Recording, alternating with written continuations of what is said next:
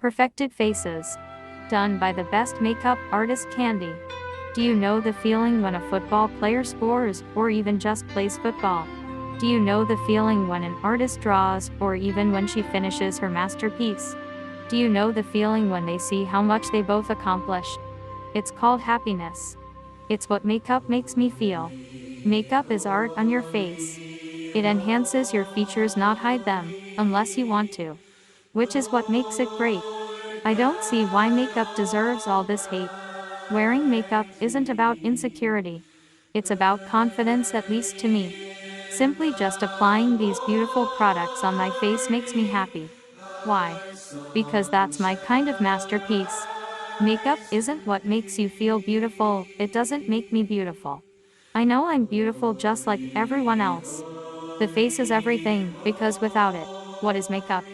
The face is like a paper that an artist needs to draw on. At the end of the day, your face is the reason you're beautiful.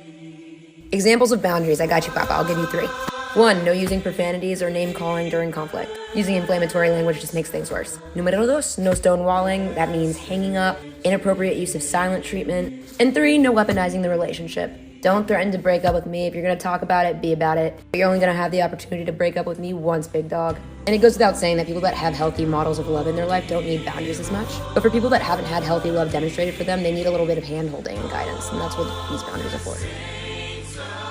The word boundary has been ringing, and God is basically saying a lot of people have a problem with setting boundaries and actually keeping them, obtaining them. God says you don't have a problem with setting it, it's actually having the consistency and not breaking and wavering when it comes to your actual boundary on yourself. And in fact, you feel like, it's okay, right? And then inside you feel like, dang, if I would have said something, if I would have did something, if I would have said something in the moment and not later, the boundary wouldn't have been broken. And God is saying, set your boundaries and stick to them. Set your boundaries and stick to them. Because you actually benefit from your boundaries and you don't put yourself in predicaments where you shouldn't be or feel like you're guilty into a situation. And God says you're not guilty, you just didn't stick to your boundary.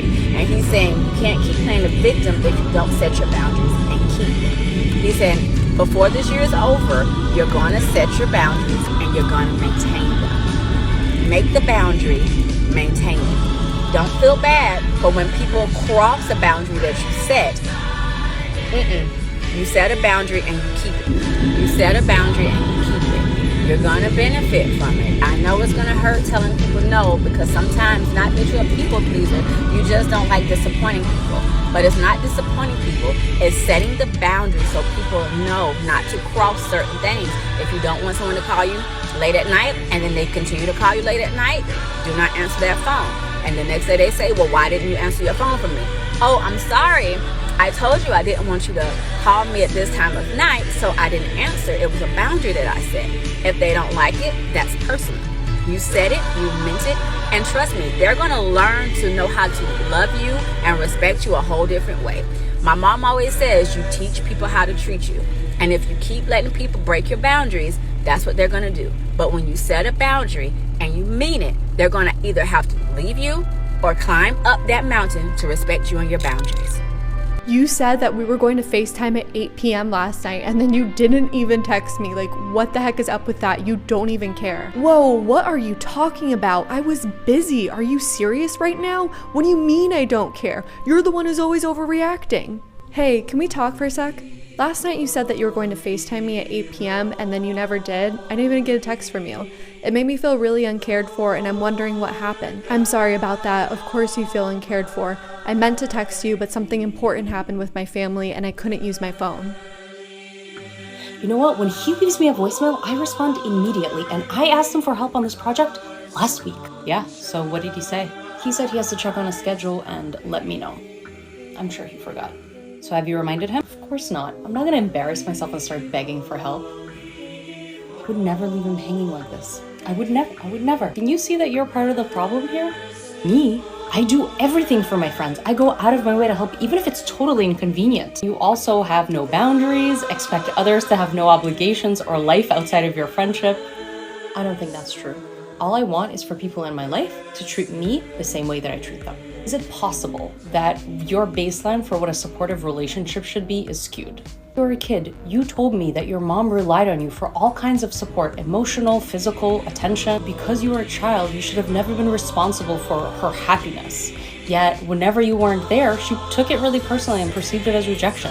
So you learned to always be available, even at the expense of your own needs. Why are you using this against me? What are you saying? I'm saying that just because this kind of behavior feels comfortable to you, that doesn't mean that it's healthy. From an early age, it was modeled to you that when others aren't available, that signifies rejection. You're saying I'm overreacting. I'm saying maybe you can be happy that your friends have healthy boundaries. Maybe you can learn from them. You know, put your own oxygen mask on before helping others. Imagine how much freer you can feel if you can spend your time doing whatever you want to do, not be captive to anyone else's schedules or requests. What better use of my time than being a supportive friend? Interesting. For me, when I set boundaries, one of the things that we do a lot is we don't use the what's okay. We just say this is not okay. And I find what's okay and not okay really helpful, because then I can say to people, you know what, it's okay to be really pissed off. This is a hard conversation. It's not okay to yell or pound the table, because that's scary to me. It's okay to do this. You know, it's okay to share your values with my kids, to a grandparent maybe. It's not okay to put down the way we believe in our family. Yeah, so here's what's okay and not okay.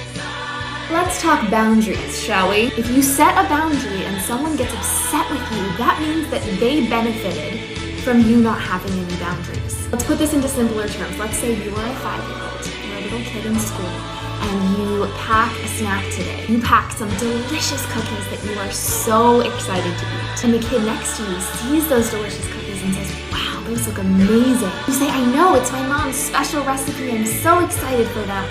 And that other kid turns to you and says, can I have your cookies? Now, if you don't have any boundaries at this point, you may be likely to say, yeah, have my cookies, even though you really wanted them for yourself, even though they were yours. And in the moment, you think it's the right thing to do to give that person your cookies because you know that it will make them happy and it will make sure that they're happy with you. But then you realize later in the day that you're sad that you didn't get to eat the cookies that you were so excited about. And you get home and you cry and you tell your mom. And she says, it's okay, sweetie, but what if tomorrow you tell that little kid that those are your cookies and that you're gonna have them for your snack? What if you set that boundary? So then the next day rolls around, you bring those cookies to class again. Again, you're so excited about them. That kid who got your cookies yesterday thinks that you're gonna be likely to give it to them again. So that kid turns to you and says, those cookies look so good, can I have them? And you remember the conversation you had with your mom and you say, no, you know what? I'm gonna set a boundary and say that these are my cookies. I'm gonna have them for my snack today and you can have your snack.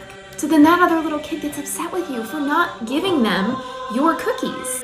And those cookies weren't theirs to begin with. But because they're not used to you having that boundary, they're gonna get upset because they benefited from you not having that boundary. They benefited from you being a people pleaser, of wanting to make sure that people are happy. So when you put yourself first and you eat the cookies yourself, you know that you're doing the thing that is good for you. But the other people who get upset, that's a reflection on them, and that's a reflection of the fact that they benefited you not having boundaries. Make sense now? 2 strikes and you're out. That's the rule I created to help myself learn boundaries in early dating relationships. It's based on this idea. So at the very beginning of a relationship, people are on their best behavior. It's an Academy Award-winning performance. So if they're messing up then, story time. I met a guy on a dating app. He seemed really nice. We had a couple great telephone conversations. So I invited him to attend a screening, a private screening that I had to go to for work anyway. And he showed up late. Okay, I understand. It was an unfamiliar neighborhood. He had traffic, parking problems. He texted me apologies. Okay, that's fine. But it was strike number 1. I forgave, but I didn't forget. Next date was to be a lunch date 2 days later. Now, you have to understand, after that screening, we went out to a great dinner. He paid, he walked me to my car, he gave me a nice kiss. I was ready to have that second lunch date. It was gonna be on a Saturday. I wake up Saturday morning and I haven't heard from him in 2 days. In fact, he doesn't text me until 1:30 on Saturday afternoon.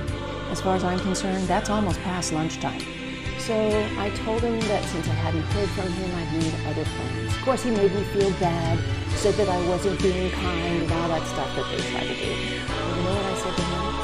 I don't know why you think that you don't deserve a girl like me, and your actions show that you don't. Goodbye, darling.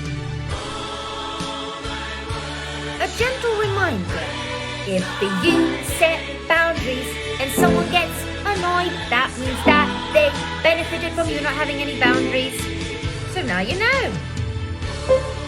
One of my favorite quotes I learned as a therapist and pass on to clients is, I would rather adjust my life to your absence than adjust my boundaries to accommodate your disrespect.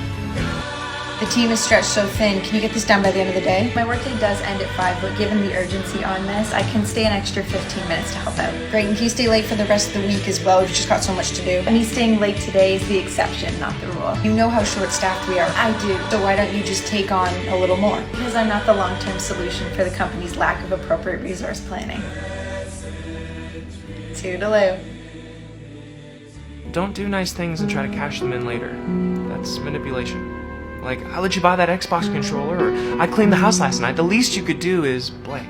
Like, don't do that, because they couldn't consent to that. They didn't know it was a trade. They didn't know the nice thing you were doing was an exchange for something in the future. You know, it might feel scary to ask for what we need without leverage, but it's not honest. And if it's not honest, it's not loving.